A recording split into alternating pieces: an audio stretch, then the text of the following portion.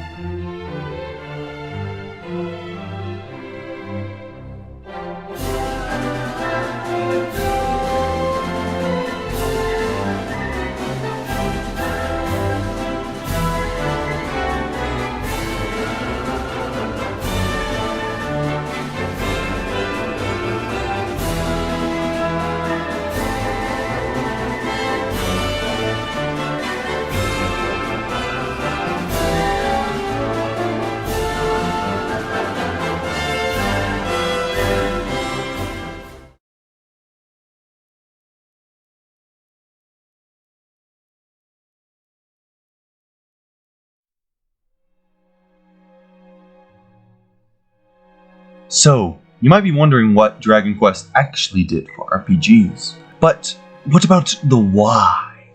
Like, why am I even talking about this 30-year-old game?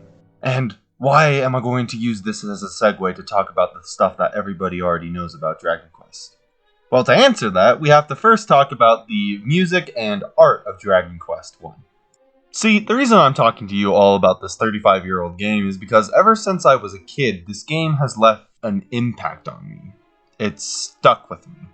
There was just something so grasping and appealing about it that I didn't know what it was. Something mysterious that caught my attention.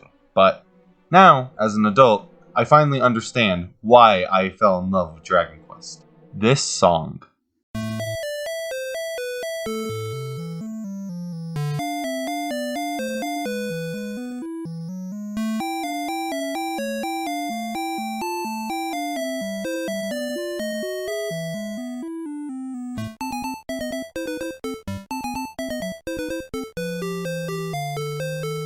Tantegel Castle is mysterious and enchanting, and it's this same music that has stuck with me ever since I played Dragon Quest. Along with that, the art of Dragon Quest made this game really stick out to me as a kid.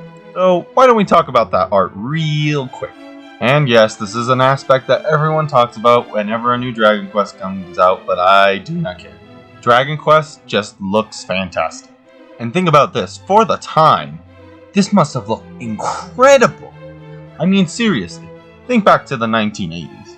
I mean, I'm just gonna be honest, a lot of the games just didn't really feel all that alive. I mean, sure, you got some alright looking models, and yeah, personally, I really like pixel style art, but back then, there wasn't really anything else. You just had these stick figure-ish kind of guys going around doing stuff. I mean, the only cool thing about the games back then were the cover art. Unless you got Mega Man 1. But see, that wasn't the case with Dragon Quest. The game always had good art. Sure, its people were still pixelated in that stiff pixel style, but the monsters you found out in the world were completely drawn by Akira Toriyama. If you don't know this guy, Toriyama is kind of a living legend, not just when it comes to video games, but anime and manga as a whole. This guy not only created one of the biggest animes ever, Dragon Ball Z, but also did all of the artwork for all of the Dragon Quest games, and Chrono Trigger, which is considered by many to be the best RPG of all time. Not only that, but he is a dang good manga artist as well, creating some of the most influential and cool looking panels out there. And you can see how well his art style works just by looking at Dragon Quest's enemies. I mean, seriously, let's just look at the first enemy you see in every Dragon Quest, the slime. I mean, look at it. His simple design is pretty cute. But that's the thing. It's deliberately simple to show you a point that this enemy is weak. It doesn't need to be anything more. It tells you what this enemy is. It's a weak enemy, he just hops around. This guy isn't a fighter, he's just a basic dude.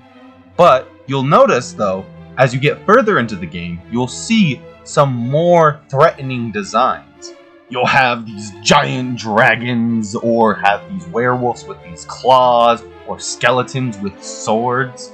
What's so genius about Toriyama's style is it gets to the point and tells you everything you need to know about what this character or enemy is. Not only that, but Toriyama's art drastically improved Dragon Quest gameplay as a whole as well. I mean, look at the Warlock. Just by looking at this guy, you can already tell that he's a spellcasting enemy with low physical attack. So now, when you get into a battle with your Warlock for the first time, you can understand what the enemy is going to do in the fight, or what's going to happen, so you can prepare and think about your choices. It makes finding new enemies and exploring this world engaging.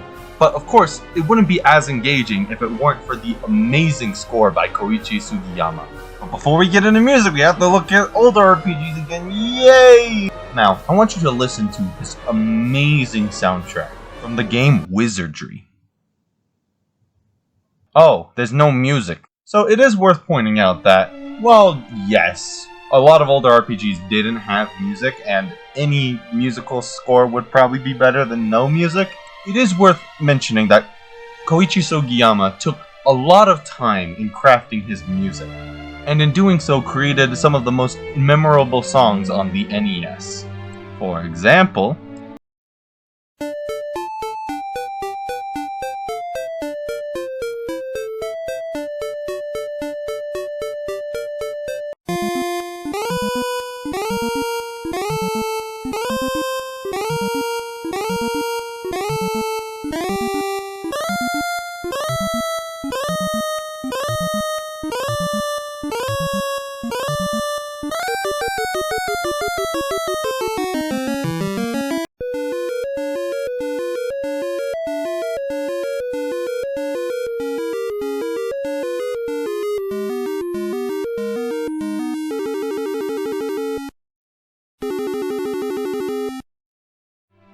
And with all of these musical pieces, it gave Dragon Quest a really deep sense of adventure, of wandering, with fear, power, and courage playing through every step.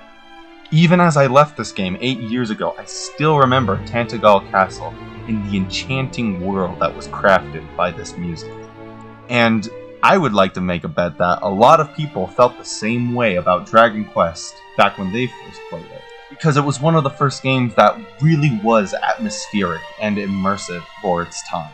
Not only that, but the impact of Dragon Quest soundtrack, I think, is the reason why RPGs continue to have some of the finest songs in video game history. Because these songs sell you on immersion. And that, I think, is one of the things that Dragon Quest really brought in terms of artistic value to other RPGs. But hey, this is only just the surface level stuff. A lot of reviewers will already talk about what I just talked about a million times in every single review. And I mean, it's cool, it's important, yeah, but there's more to this. And to understand that, we really need to get into the meat of Dragon Quest and talk about its UI and design choices, and what those did for RPGs.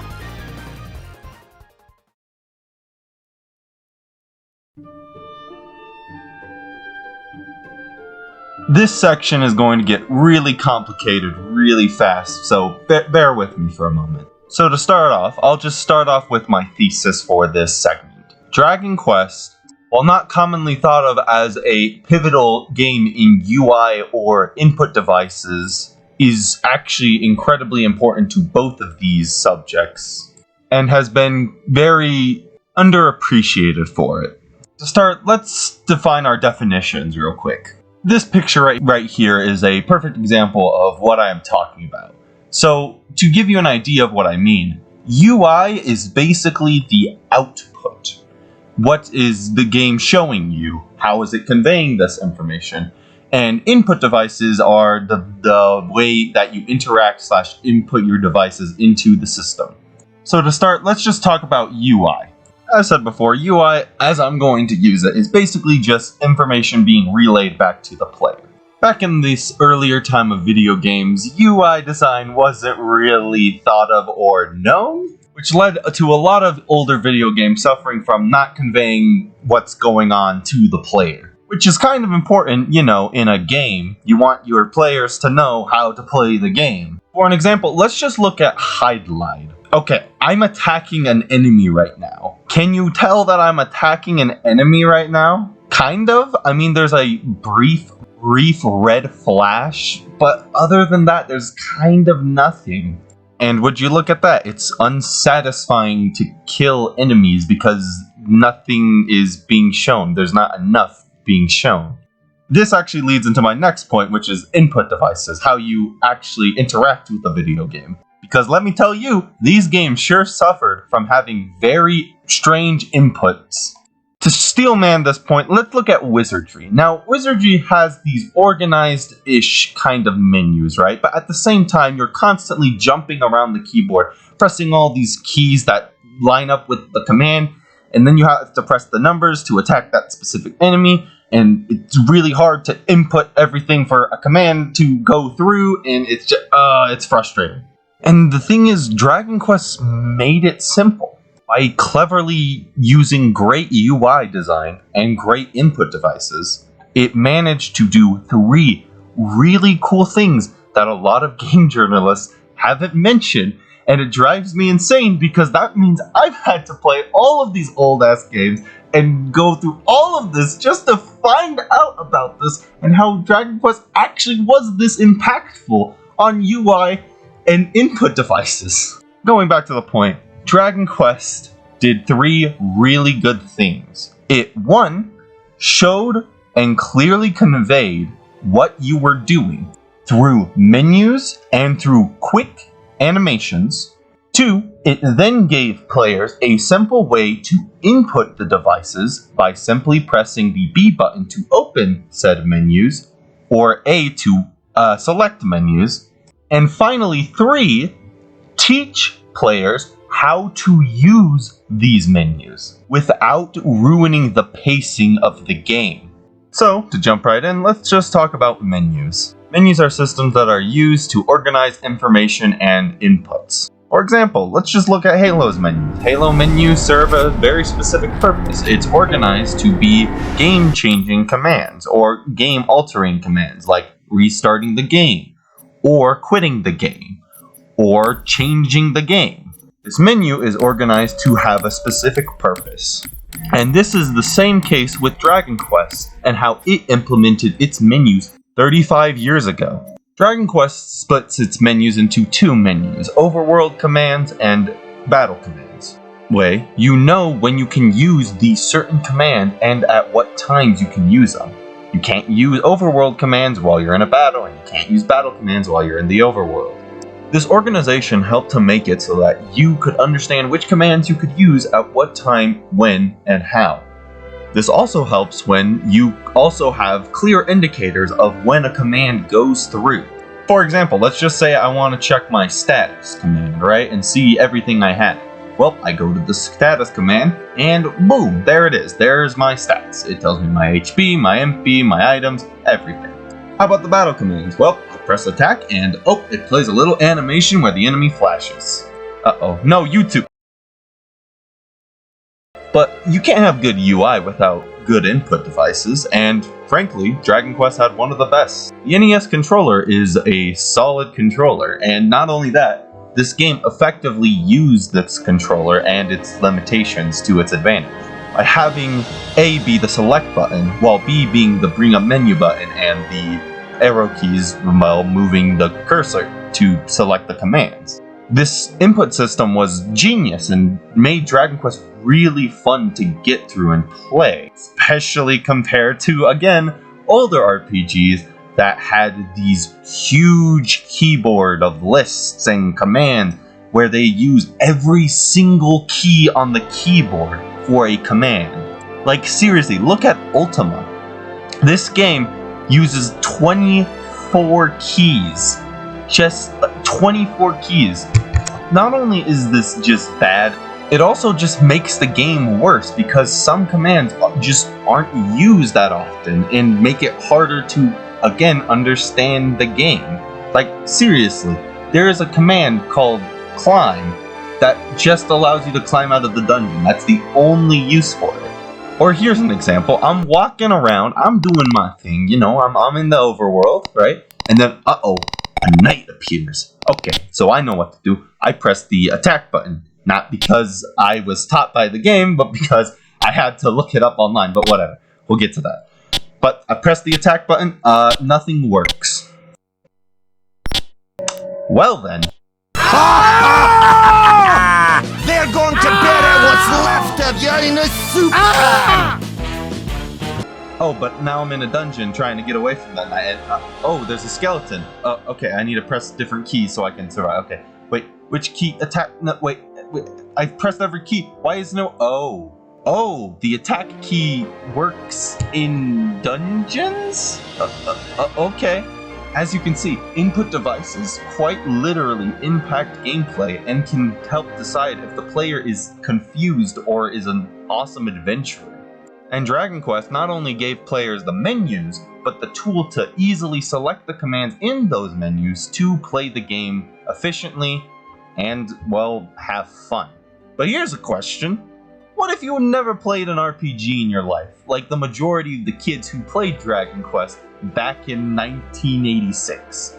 And this may be the most genius thing about Dragon Quest ever. It taught people how to play the game. Right off the bat, you start off in the king's throne room and forced to talk with the king. The king will talk about a bunch of stuff like how you need to go save his daughter and kill the dragon lord or whatever. What's important here is that he says, if you need help, go talk to the guards. So, I'm fidgeting around, right? And then I press buttons on the controller and a menu came up. Okay, so now I know that B is the menu button. Okay. So I see the talk command. Okay, so I talk to the guards, and then the guards tell me that I can get items by using the take command. Okay, so then I take the items, and look at that, a key. Maybe I can use this key to get through a door. Would you look at that, a door command. So then I use the door command. And then I get outside. And so now I'm walking outside and uh-oh, a slime. Oh no, what do I do? What do I do? Oh, would you look at that? There's clearly listed commands here. So I'm gonna attack? Oh, okay, yeah, I killed the slime. Easy, no problem. So then I walk into the village, and oh, would you look at that? The first buildings in the entire village are an inn, which I need to recover my HP and MP, and the blacksmith, where I upgrade my weapons and armor.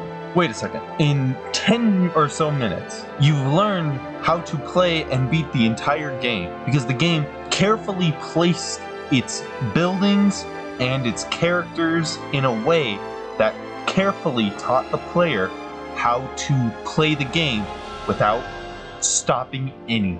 This is genius. It's something that even new video games today struggle with. And this game managed to figure out tutorials before any game before then. It's genius. It's a masterpiece. But to bring us back to the point, Dragon Quest was hugely influential in the field of UI and input. It thoroughly taught the players how to play the game through clever uses of UI and input, and teaching players through one of the best gosh dang tutorials I've ever played in a video game, unironically. And it taught you how to play the game so well that it felt like you weren't playing a RPG, you were on an adventure. So that when you stab that dragon at the very end of the game and go home to the castle, you feel satisfied. You feel joy, because this game gave you an adventure. It gave you a true feeling that games for the time couldn't really replicate. And in fact was then replicated by RPGs around the world.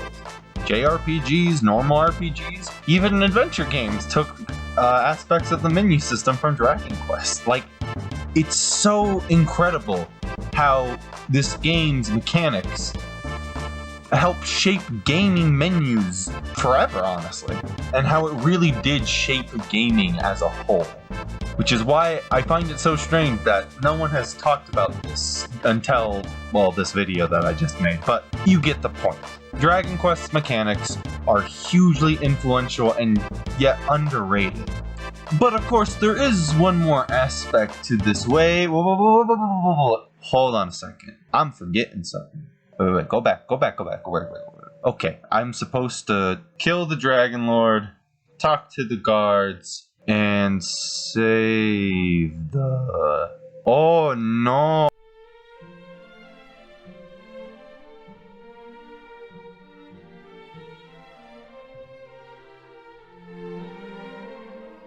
RPGs and JRPGs are known for their incredibly massive worlds and very intricate storytelling, with many stories ranging in quality and in topics. But what surprised me about Dragon Quest is its upfrontness when it comes to its storytelling. This is most likely due to the fact that the team knew that this game wasn't going to be all that important story-wise. They were saving all of that for Dragon Quest 2. But the funny thing is, the writing in Dragon Quest 1 was super impactful. Maybe not the story, but the writing. Just wow. Consider this, you're a kid in 1986, and the only time you've seen an NPC, they look like Stickman Harry over here. They don't talk, they just give you the items you need. That's it. No nothing. And then you get this weirdo game where you can talk to people and are actively encouraged to do it. And then you talk with people and they actually feel like human beings. Like, they have stories to tell. They have surprisingly funny comedic moments. And some of them want to do the Zing King Sting and Raven with you. Considering that the last RPG was Stick Harry over here, this drastic jump in characters and characterization makes the game feel way more alive. Another way you can tell that the writing was given a lot of thought and had a lot of emotion put into it was the surprising amount of depth that goes into the small little things that happen in the world of Dragon Quest, also known as Aleph Grab. This game has a surprising surprising amount of world building, with things like how the city of Garenham came to have its name, and that's due to the fact that someone named Garenham died here and then they built the city around him. There's also crazy backstory moments like, oh, the destroyed village, why is it that way? Well, because the Dragon Quest raided that village and kidnapped the princess there. Or lastly, how you, the hero, can even defeat the Dragon Lord. It's because you're the son to the great warrior Airdrie, and you have to assemble all of the items that he used to beat his rival long ago, which is just a really neat touch. And these writing choices are best exemplified through this moment at the end of the game. You meet up with the Dragon Lord, and he talks a big talk, and he's like, "Oh, you've come very far to try and kill me, Daryl, but my friend, I give you an offer. Come and join me, and we can rule the world." And you can actually join him, and win the and lose the game. Like, you can actually join him. Again, the writing in this game is just surprisingly, while not terrific or great by our standards, was for the time drastic and incredible. I mean, seriously, what game allowed you to literally join the bad guy and destroy the world? Like, oh, dang! It's why I think that this genre in particular attracts these stories. It's because Dragon Quest really subverted people's expectations when they could literally join the bad guy or not save the princess. Hey, that's the joke I made about the prince not saving the princess. I got that in the video.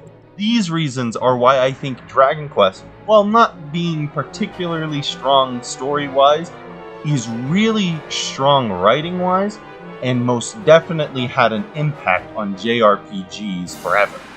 I mean, seriously, how many JRPGs have the big bad guy at the end, like Big Yoshi, or Big Kefka, or Big Boat, or have the enemy transform into an even bigger bad guy, and then they become bigger Yoshi and bigger Boat. Okay, you get it. Dragon Quest just did a lot for RPGs and JRPGs as a whole, story-wise, and that's kind of why I wanted to make this video in the first place. It was so people could, well,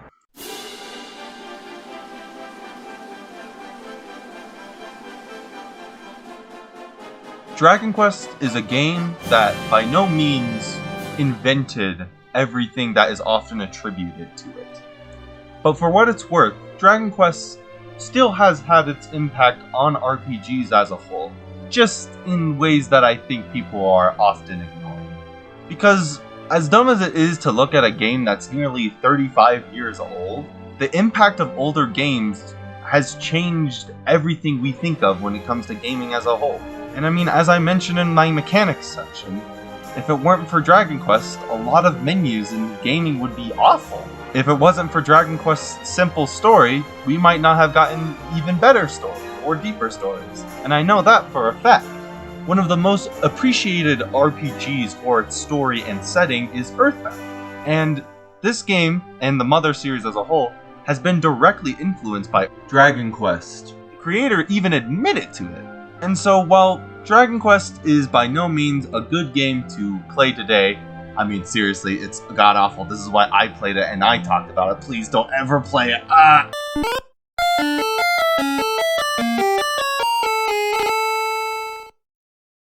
What it did was set up RPG's foundations. It set up the foundation of the modern RPG. So, happy birthday, Dragon Quest. Hopefully this video corrected all the things that were wrongly attributed to this game, as well as show what was so special about it. Wait a second. Oh crap, I'm 4 months late!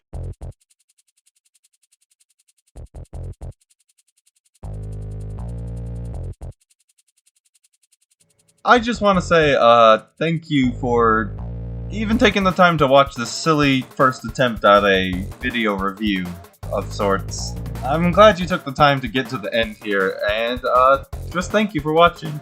if you liked it and even got something out of this video, I am really happy about that, because I have spent a lot of time on this video, and for people to actually take notice of it, that's pretty awesome.